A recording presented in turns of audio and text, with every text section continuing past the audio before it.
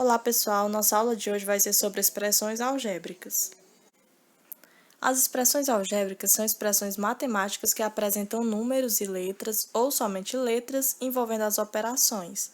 As letras das expressões algébricas representam números e são chamadas de variáveis. A ideia de uma variável é que a gente tem uma sequência que é formada pelos números 2, 4, 6, 8 e 10, onde Q1 vai ser igual ao número 2, vai ser o termo 1. O 2 ele é formado pela equação, a expressão 2 vezes 1, que é igual a 2. O Q2, esse númerozinho 2, ele vai ser multiplicado por 2, 2 vezes 2 igual a 4. O Q3, esse númerozinho 3 vai ser multiplicado por 2, 2 vezes 3 igual a 6.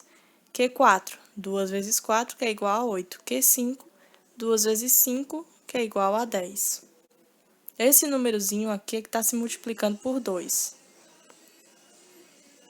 O termo geral é Qn igual a 2n, onde o n é a variável, que pode assumir o valor de qualquer número diferente de zero. E 2n é uma expressão algébrica. O n sozinho é a variável, que é o que varia, que ele está variando nessa equação aqui. Nesse exemplo, ele varia de 1 a 5. Em um momento ele é 1, em outro momento ele é 2, em outro momento ele é 3 e assim por diante. E os 2n é uma expressão algébrica. Agora, em relação à ideia de incógnita, ali a gente viu que o n era uma variável. Por quê? A gente sabia qual era ela, mas ela ia mudando conforme a posição do número. Agora, incógnita, ela também vai ser representada por uma letra. É um número que é representado por uma letra, no entanto, é o número que a gente quer achar. Nesse outro caso aqui, não era o número que a gente queria achar. A gente já sabia quem era ele, o n. A gente já sabia quem era ele, mas a gente tinha que usar ele para calcular. Nesse caso aqui, a gente vai ter que descobrir quem é esse n. Ele é chamado de incógnita, número que é representado por uma letra. Esse número é sempre o que se busca saber o valor. Tomando como exemplo o termo geral Qn igual a 2n, que é o mesmo termo utilizado no estudo da variável, que a gente estudou agora há pouco, vamos entender o significado de incógnita. Qn é igual a 2n. Qn já foi definido como 18, mas a gente não sabe qual é o valor de n, que no n ali, na variável, a gente tinha o valor de n para poder descobrir qual era o número total da multiplicação do n pelo outro número, já que a gente tem que saber qual é o n, o contrário de lá. Então, qual é o valor de n?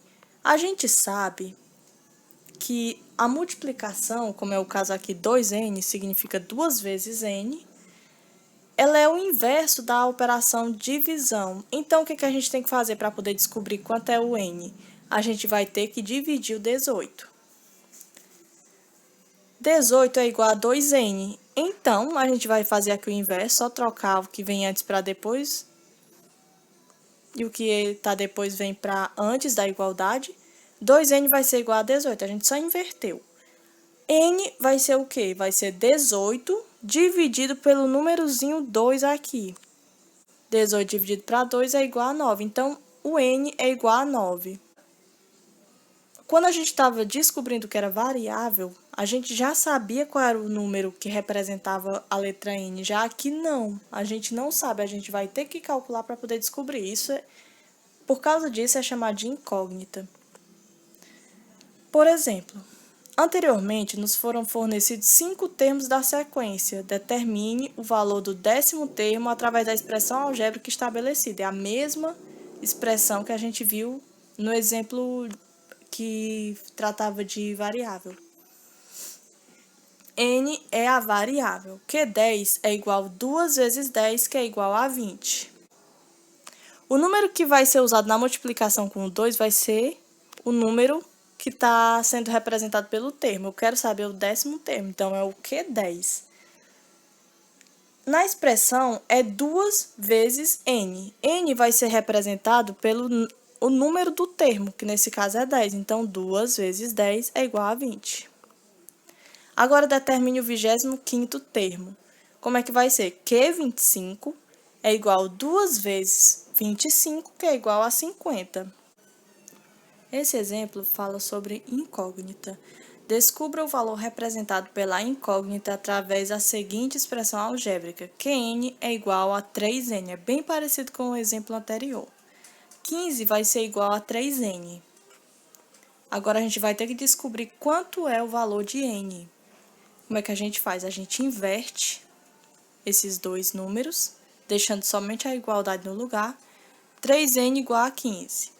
N vai ser igual a 15 dividido para 3. Por que aqui está dividindo? Porque o 3 está multiplicando pelo n. Quando ele passa para o outro lado da igualdade, vai ser dividindo.